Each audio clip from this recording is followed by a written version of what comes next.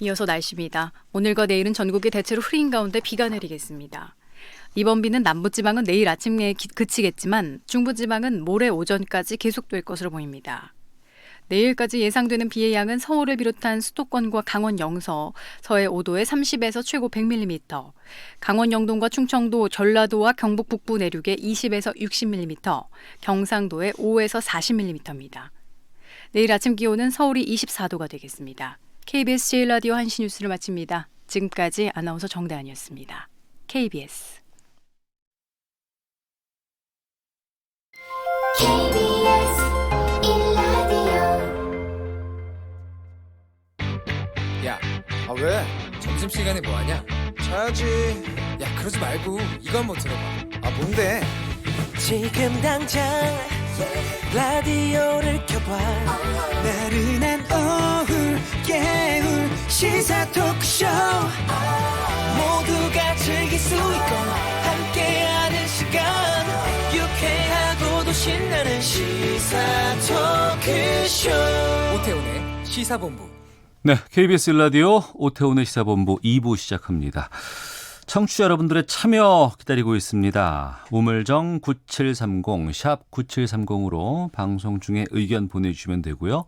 짧은 문자 50원, 긴 문자 100원, 어플리케이션 콩은 무료로 참여하실 수 있습니다. 또 시사본부 팟캐스트 콩 KBS 홈페이지를 통해서 다시 들으실 수도 있습니다.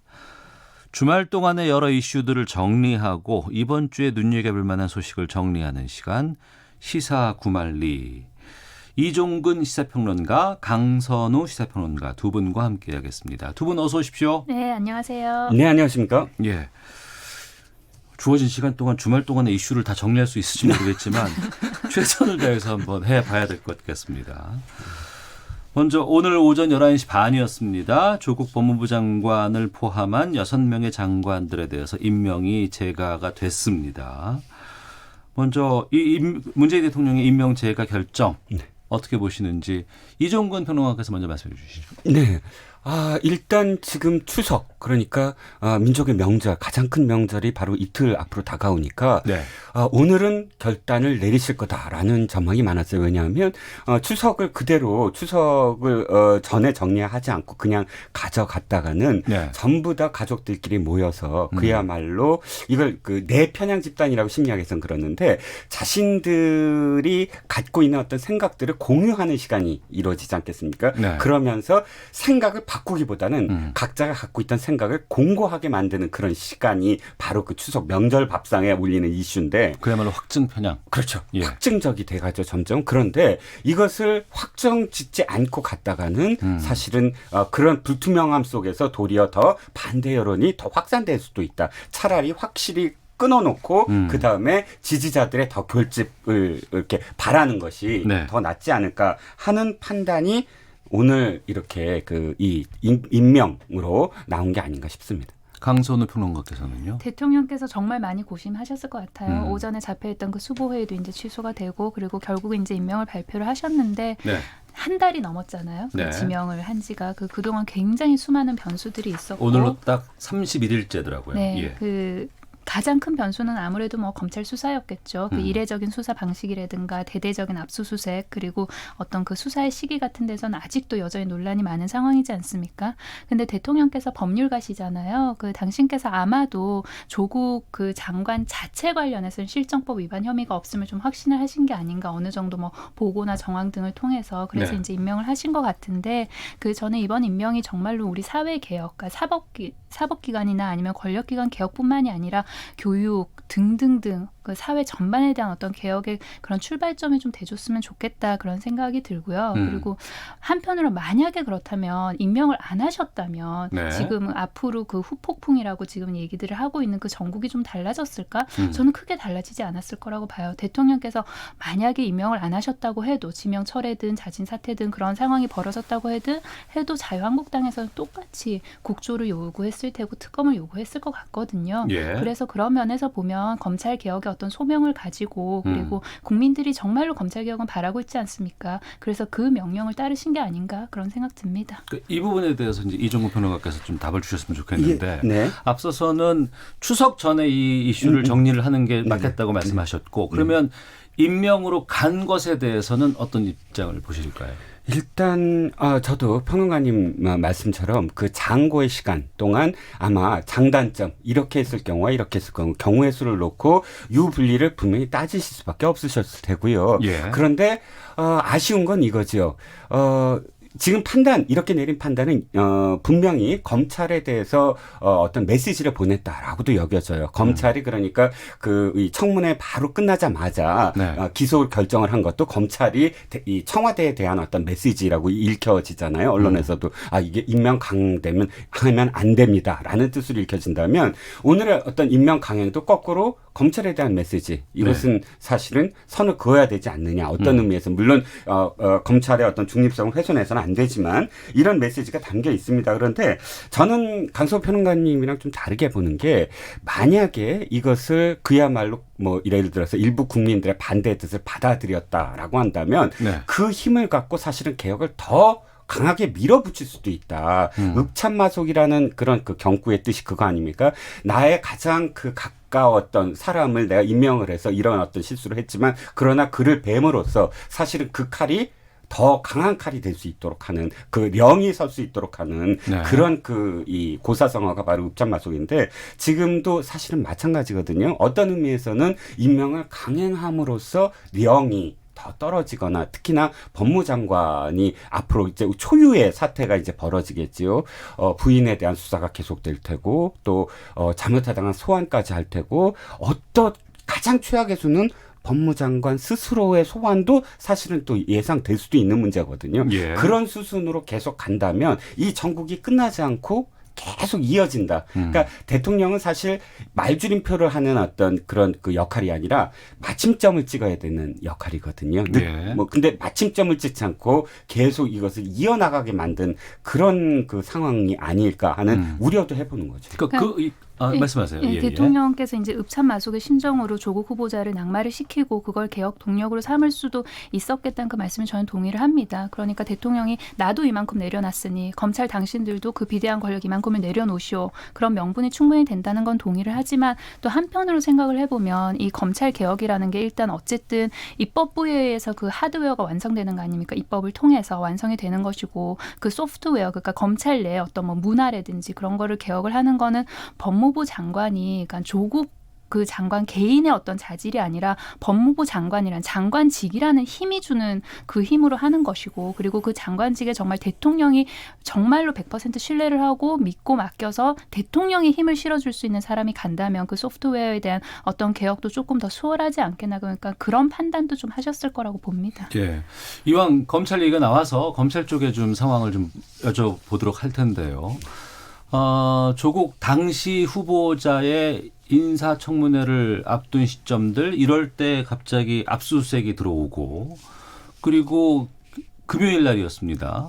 청문회가 거의 끝마칠 시점이 됐을 때 이제 기소가 갑자기 들어가요. 그리고 발표가 이제 청문회가 끝나고 나옵니다. 이런 것에 대해서는 두 분께서는 어떻게 보실지가 좀 궁금했어요. 여기에 대해서 정말 찬반도 다양하게 갈라지고 있는 상황인데 이종훈 평론가께서 말씀해 주시죠. 네. 근 주말에 계속 그 SNS에서 이어졌던 게 윤석열 검찰총장에 대한 해임 청원이라든지 검찰에 대한 뭐 또 그 비난 이런 것들이 계속 이어졌는데 비난의 근거는 이겁니다. 실질적으로 그 의혹들에 대해서 검찰이 지금 수사하고 있는 의혹들에 대한 거에 초점을 맞추는 것보다는 무리한 수사. 그러니까 말씀하셨듯이 청문회 중인데 압수수색을 하는데 그 범위가 마치 정말 무슨 내란 음모 사건을 수사하는 것만큼의 숫자를 지금 투여하고 있다든지 혹은 청문회가 끝나자마자 바로 뭐 기소, 그러니까 그 소환도 없이 기소를 했다든지 이런 검찰의 행위에 대해서 이것이 정치적으로 읽히고 있다라는 게 이제 초점일 것 같아요. 근데 저는 이렇게 생각을 합니다. 이 속된 말로 서초동에 이런 이야기가 있잖아요. 검사는 공소장으로 말하고 판사는 판결문으로 말한다. 네. 지금 윤석열 검찰총장이나 또 검찰에서 하는 어떤 행위는 충분히 이런 비판까지 생각을 하지 않았겠습니까? 정말로 조국 후보자에 대한 이 지지자들의 어떤 열망 또는 문 대통령이 민정수석으로서 조국 수석을 바라보는 지금까지의 관계 이런 것들을 생각하지 아니한 검찰은 있을 수가 없고요. 그렇다면 검찰이 믿는 건 딱 한 가지겠죠. 공소장. 그러니까 그야말로 이 행위, 네. 그러니까 여죄 여부를 따질 수 있는 행위가 이미 야당이라든지 언론이 문제 제기한 범위를 굉장히 많이 벗어나고 있는 것으로 보입니다. 네. 예를 들어서 국토부 압수수색을 했을 때 언론이 그거 못 쫓아갔어요. 스마트시티. 그거는 아까 그 언론의 보도가 안 난 거예요. 예를 들자면 동양대도 역시 마찬가지입니다. 언론이 먼저 보도한 거 아니에요. 그러면 지금 검찰은 이 형사부에서 특수부로 그냥 바로 넘겨버렸잖아요. 이미 어느 정도의 이 내사 내지는 이 정보를 갖고 있었다라고 보여지고 거기에 대한 어떤 이 수사 속도 이런 것들이 유례 없이 된 건 그만큼의 어떤 정보량이 있었고 자신이 있었기 때문에 이렇게 된 거다. 그러면 검찰은 분명히 공소장으로 말할 거다. 네. 저는 이렇게 봅니다. 예. 검찰의 입장은 법대로 했다는 거 아닙니까? 그때 대대적인 압수수색을 벌일 수밖에 없었던 게 사모펀드 관련해서 그 중요 인물 3명이 이미 해외로 도패를 한 정황 때문에 어쩔 수가 없었다는 것이고, 그리고 정경심 교수 관련해서도 그 9월 7일까지는 어쨌든 그 기소를 해야 되는 그런 그 공소시효가 딱 그때까지였기 때문에 어쩔 수 없는 그런 법적인 그런 법대로 한 선택이었다고 이야기를 하는데 네. 저는 그 말에 부동의를 하거나 아니면 이의를 제기할 마음은 없습니다. 다만 검찰이 본인들이 이제 정말로 법대로만 했다고 이야기를 하니까요. 예. 그렇다면 조국 장관에 대해서도 조국 장관이 정말 실정법을 위반을 했다거나 그렇다면 이제 반대 의지를 보내거나 아니면 항명이라든가 그런 의지를 표현할 수 있겠습니다만 지금까지 전혀 그런 거 없지 않습니까? 그렇다면 법대로 하자고요. 그러니까 조국 장관도 실정법 위반한 게 지금까지 현재 없으니 어떤 저항이나 아니면 이렇게 뭔가 좀 싫어하는 그런 어떤 메시지나 아니면 행동을 하지 말라는 거죠. 그러니까 수사는 수사대로 굴러가고 예. 그리고 조국 장관이 이제 법무부 장관으로서 검찰개혁은 검찰개혁대로 국민의 뜻대로 국민의 위임해 준 권력 아닙니까? 검찰도 결국은. 그러니까 그대로 따라가자는 저는 그런 생각입니다. 네, 청취자 의견을 좀 듣겠습니다. 1967님, 조국 장관 임명된 만큼 여야는 정쟁을 멈추고 국민을 돌봐야 합니다. 언제까지 국민이 정치인들의 논쟁 때문에 스트레스를 받아야 합니까? 조국 장관 가족 문제는 법대로 처리하면 됩니다. 김위주님, 검찰개혁에 칼을 갈고 있는 법무부 장관과 검찰의 대결 구도가 될 텐데 검찰개혁 잘 이루어질 수 있을지 지켜봐야겠습니다라는 의견들 보내주셨고요. 국회 잠깐 짚고 다음 주제로 좀 넘어가도록 하겠습니다. 국회가 이제 또 어떻게 될까요? 지금 정기국회 기간 중입니다. 또 국정조사도 앞두고 있는 상황인데 쉽지는 않을 것 같아요. 네, 사실 9월, 10월은 야당의 계절이죠. 네. 왜냐하면 야당이 가장 그 칼을 휘두를 수 있고 자기 권력을 보일 수 있는 게 국정감사와 예산. 그러니까 정부의 예산을 심의하는 거 아니겠습니까? 그런데 지금 사실 고민이 있을 거예요. 오늘 오후에 의총을 열고 청와대 앞으로 달려가서 그 항의 시위를 한다고 합니다. 그 다음에 이제 추석이 벌어지니까 아무것도 할 수가 없죠. 추석 연휴 동안은 뭐가 없겠군요. 네, 추석 이제 내일은 이제 그 역마다 호남선, 경부선 가서 이제 인사를 할 테고 사흘 동안 그러니까 거의 토요일까지 이제 일요일은 다시 이 시작이 되겠지만 토요일까지 한 나흘 동안은 아마 홍보전 네. 각 그 지역에 내려가서 이 총선을 앞둔 개개인의 어떤 홍보전에 열중을 할 겁니다. 문제는 돌아와서입니다. 국정감사를 포기할 것이냐, 지금부터 장애 집회를 할 것이냐에 네. 대한 고민이 아마 한 나흘 동안 있을 예정이고요. 그 다음에 의원직 사퇴까지 갈 거냐. 지금 차근차근 할 수 있는 모든 것들을 다 했다는 입장이거든요. 그렇기 때문에 그야말로 의원직 사퇴까지 가고 예산 국회나 혹은 국정감사 국회를 포기할 거냐에 대한 고민을 지금부터 시작을 할 텐데 왜냐하면 오전에 또 이렇게 보니까 설마 하는 기류가 또 야당한테 있더라고요. 그러니까 임명 강행은 하지 못할 거다라는 기류가 어느 정도 있어서 야당 쪽에서 그렇게 예상을 했었군요. 네네, 또 굉장히 놀라는 그런 분위기였었어요.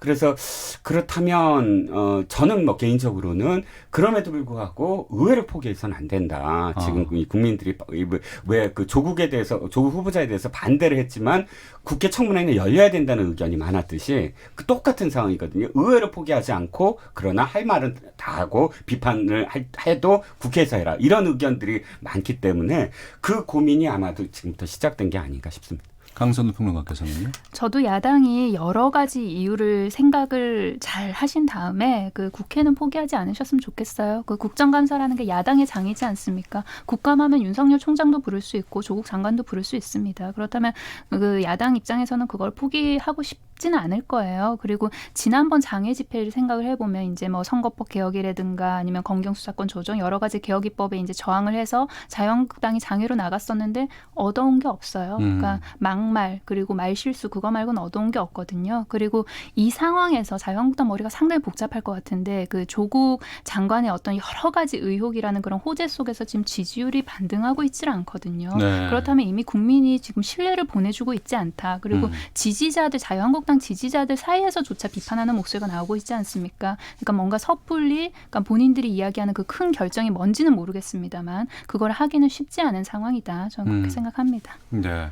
그리고 정기국회 가운데 국정감사 열리게 되면 국정감사는 특히 총선을 앞두고 있는 상황에서 국정감사이기 때문에 현직 의원들은 상당히 자기를 돋보일 수 있는 중요한 포인트 아니에요? 그러면 예상국회도 마찬가지예요. 아. 총선을 앞두고 있는 예상국회는 파행이 별로 없었습니다. 예. 이유는 마지막으로 자신의 지역구에 선물을 줘야 되거든요. 그게 또 마지막 선물이니 지역민들이 제 기억을 또 잘할 테고요. 예. 내가 이걸 방금 전에 해왔습니다라고 이제 선거 유세 하려면 예상국회를 또 포기를 못 하거든요. 그렇기 때문에 평론가님 말씀하셨듯이 이번 뭐 그 정기국회에서 또 아까 그 국정감사나 예산 국회를 포기할 가능성도 없고요. 선진화법 때문에 사실은 옛날에는 예산국회가 굉장히 끝까지 막 뭐 배수진을 찍고 갔는데 선진화법에 따르면 야당이 들어주지 않으면 정부안대로 통과되게 돼 있어요. 그렇죠. 그렇게 되면 예. 끝까지 갈 수도 없는 상황. 그래서 아마도 이렇게 쉽게 장래를 포기하지 못할 겁니다. 알겠습니다.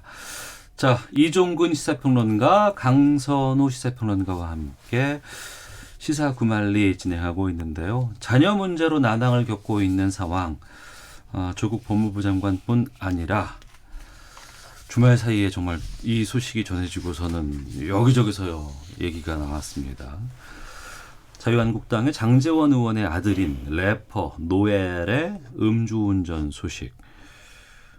이게 글쎄요, 단순히 음주운전 소식을 넘어서서 여러 가지 파장들이 좀 있는 것 같습니다. 여기에 대해서는 강선우 평론가께서 먼저 좀 짚어주시죠. 그 국회에서 조국 장관에 대한 그 청문회가 있었던 그 청문회가 끝나고 한 몇 시간 후였죠. 그날 새벽에 있었던 음주운전 사고인데요. 금요일에서 토요일로 넘어가는 그 새벽에. 네, 그러니까 장제원 의원의 아들 그 장용준 씨입니다. 근데 래퍼로서의 이름은 노엘이라고 하더라고요. 그래서 이제 그 오토바이 배달을 하는 오토바이와 음주한 상태에서 운전을 해서 사고를 낸 다음에 일단 사고가 났습니다. 근데 본인이 이제 운전을 해서 사고를 냈다고 하질 않고 다른 사람이 운전을 하고 본인 운전을 하지 않았다고 처음엔 이야기를 했다고 해요. 네. 근데 그 이후에 이제 몇 시간 후에 이제 어머니와 그러니까 그 장용준 씨 어머니 그리고 변호인을 대동하고 이제 본인이 스스로 아내가 운전한 게 맞다 그렇게 시인을 한 그런 사건인데요. 근데 여기서 왔다 갔다 하는 말이 많아요. 그 사고 직후에 이제 그 장용준 씨가 아빠가 국회의원이다. 그리고 1,000만 원을 줄 테니 합의하자. 그러니까 금품 합의 시도가 있었다는 거죠. 근데 네. 그 장용준 씨 측에서는 지금 현재는 뭐 부인을 하고 있는 상황인데 그리고 장제원 의원 또한 내가 뭐 부적절하게 개입을 하거나 외압을 행사한 적은 없다 이렇게 이야기를 하고 있긴 합니다만 만약에 우리 아버지가 국회의원이다 그리고 1,000만 원 줄 테니 합의하자 이 말이 사실이라고 가정을 하고 말씀을 드린다면 그 사고가 난 상대 측이 배달 음식을 배달하는 그런 오토바이 운전 기사였지 않습니까? 네. 이분들이 그 임금을 받는 현황을 보면은 1시간 내에 배달을 한 7군데 정도 해야 겨우 최저임금을 맞춘다고 합니다. 그러니까 그 정도로 이제 열악한 일을 하시는 분들이죠. 근데 장용준 씨가 만약에 차 사고를 낸 그 상대 차가 본인의 차보다 훨씬 좋은 차거나 그런 상황이었다면 장용준 씨가 우리 아빠 국회의원인데 1,000만 원 줄게라는 말을 함부로 할 수 있었을까? 그래서 저는 그 얘기를 전해 듣는 순간 이 사건도 사건 자체도 사건 자체입니다만 굉장히 분노가 일더라고요. 예. 그러네요. 공교롭게 그 청문회장에서 여러 가지 자녀 문제에 대해서 이의 제기를 하고 여기에 대해서 사퇴하라는 주장도 있었고 이런 상황에서 바로 그날 넘어가는 새벽에 이제 이런 일이 또 벌어진 겁니다. 네, 그 위치도 사실은 아버지인 장제원 의원이 청문회 끝나고 퇴근하는 그 여의도의 바로 옆 마포에서 벌어진 일이에요. 거의 그러니까 아버지는 퇴근하고 있고 아들은 지금 사고를 지금 낸 건데 저는 이 아들이 사실은 법적으로가 아니라 국민들 또는 이제 시청자들로부터 집행유예를 받는 기간이에요. 어떤 의미냐면 2017년에 사실은 고등 래퍼라는 프로그램하고 그다음에 그 후에 쇼미더머니라는 프로그램에 나와서 활동을 했는데 이 아들이 그 이전에 트위터에 올린 글들 이 이제 다시 퍼날라지기 시작했어요. 텔레비전에 나오기 시작하니까 옛날 행적들이. 그런데 그것이 거의 이 라디오 방송에서 지금 옮길 수 없을 정도의 그런 예를 들어서 무슨 이 성매매와 관련된 또 아동 성매매와 관련된 글들이라든지 또 모친에 대한 어떤 이 욕설이라든지 이런 부분들이 굉장히 많이 비난을 받았거든요. 네. 그때 쇼미더머니를 하차하면서 본인이 이제 앞으로 정말 잘 살겠습니다. 열심히 살아보겠습니다라고 했고 지금은 그래서 기획사에서 어쨌든 돌보는 이 힙합 가수로 활동 중이에요. 그러니까 지금 이 사건이 딱 터졌을 때 사람들은 어떻게 반응하냐면 그때 그렇게 이야기해서 사실은 어떤 정말 제대로 살아보다라고 이렇게 바라보고 있는 기간 속에서 역시나 이런 또 사고를 쳤다라고 사실 가중돼서 사실 분노를 하고 있는 거거든요. 예. 참 안타까운 상황이죠. 2017년 말씀하셨는데 그 당시에는 그 바른정당이었습니다. 장제원 의원 소속이 예. 바른정당 대변인이었어요. 근데 그때는 뭔가 성매매가 확실히 밝혀진 게 아니고 의혹이었단 말이에요. 근데 그런 의혹이 불거진 상황 속에서 그 장제원 의원이 대변인직도 사퇴하고 당시 바른정당 부산시도당 위원장직도 사퇴를 했었어요. 그래서 뭔가 본인이 의혹에 대한 도덕적인 책임을 졌거든요. 근데 이번엔 의혹이 아니라 음주운전 사고가 완전히 난 상태 아닙니까? 근데 지난번에 뭔가 좀 본인이 책임 있는 자세를 보였던 것과 이번은 조금 스탠스가 다른 게 아닌가. 그래서 거기에서 나오는 비판도 좀 있다고 생각합니다. 네, 이 사건 관련해서 하나만 여쭙고 다음 주로 또 가겠습니다. 장제원 의원이 이렇게 얘기를 했습니다. 성인인 아들이 본인의 행동에 법적인 책임을 질 것이다. 그런데 또 여야 정치권 쪽에서는 장제원 의원 역시 책임에서 자유로울 수 없다. 이렇게 지금 공세 중인데 여기에 대해서 입장을 하나씩 짧게 말씀해 주시죠. 저는 장제원 의원을 사실은 비판하는 것이 아니라 도와주는 입장에서 사퇴서를 내라라고 사실 조언을 하고 싶어요. 여러 가지 의미인데 문제는 이겁니다. 이미 지난번에 하나의 어떤 책임을 또 졌잖아요. 네. 그러면 그 아들이 또다시 사실은 사고를 저질렀고 또 장제원 의원이 음주운전과 관련해서 아주 강경한 처벌을 위반하는 개정안을 또 발의한 적이 있어요. 그때 음주운전 관련된 관련돼서 예. 그리고 또 그때 굉장히 이거는 그야말로 살인행위와 같다라고 한 발언도 있어요. 그런데 분명히 지난번 사건 때도 아들을 잘 지도하겠다라고 이야기했거든요. 그렇다면 저는 지금 또 이 청문회 기간 동안 조국 후보자에 대해서 그 아들, 딸과 관련해서 얘기했다면 내가 책임을 지겠습니다라고 이야기하는 것이 도리어 국민들로부터 사실 지난번이나 이번이나 장제원 국회의원이 막 개입하거나 한 그런 정황은 없거든요. 그래서 도리어 결단을 내린 것에 대해서 사실은 국민들이 더 안타까운 심정으로 바라볼 수도 있었거든요. 네. 그러니까 그게 좀 아쉬워요. 예. 이걸 물론 변명하거나 그러진 않고 있지만.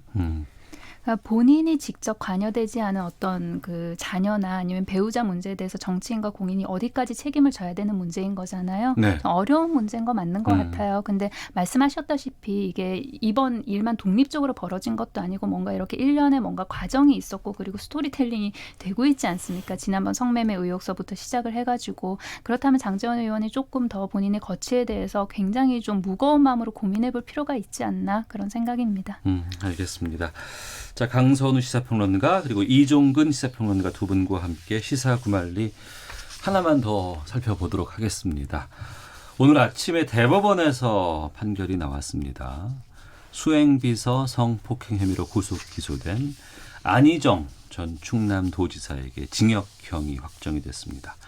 1심에서는 무죄가 났었고 2심에서는 3년 6개월 징역형으로 판결이 완전히 엇갈렸었는데 오늘 대법원이 징역 3년 6개월을 확정했습니다. 이번 대법원의 선고 어떻게 보셨는지 말씀을 좀 듣겠습니다. 이종근 평론가께서 먼저 말씀해 주시죠. 저는 우리 시대가 변하고 있다라는 하나의 증거다라고 보여집니다. 지금까지는 성과 관련된 가해자, 피해자 사건이 있을 때 모든 법원의 판결이 거의 가해자 위주의 판결이었어요. 피해자가 2차 피해를 받는다. 그리고 그 다음에 피해자의 어떤 이 증거함이 위축된다. 이런 것들이 전혀 고려되지 않고 단지 피해자에게 그 상황을 정확하게 설명을 해라. 근데 왜 피해자답지 않은 행동을 했느냐? 이런 식의 어떤 그 강요를 함으로써 사실은 OECD 평균에서 이 성과 관련된 어떤 그런 사건에서 굉장히 이 감수성이 낮은 것으로 드러나고 있거든요. 네. 선진화된 국가에서는 본인이 그걸 다 입증할 필요가 없어요. 피해자가. 근데 우리는 아직까지도 사실 이 선거 이전까지는 본인이 모든 것들을 다 입증해야 되는 그런 상황이었거든요. 그 당시의 표정, 그 당시의 어떤 행위 그런 것들로 해서 내가 당했다라는 것을 입증해야 되는. 그러나 오늘 이 대법원의 판결은 여러 의미에서 굉장히 선진적이다. 우리가 이제서야 그야말로 피해자의 입장에서 이 사건을 바라볼 수 있는 그런 눈높이를 대법원이 마련해 준 게 아니냐. 뭐 위력에 대한 어떤 그런 오늘 그러니까 그 범위를 말씀해 주셨고 법원에서 또 피해자다움이나 어떤 것인가 성인지 감수성 올 작년 4월에 판단한 문제 이런 것들과 관련해서는 네. 사실은 뭐 여성 시민 단체만이 아니라 양성평등을 바라는 모든 사람들이 박수를 보낼 수 있는 그런 판결이었다라고 봅니다. 네.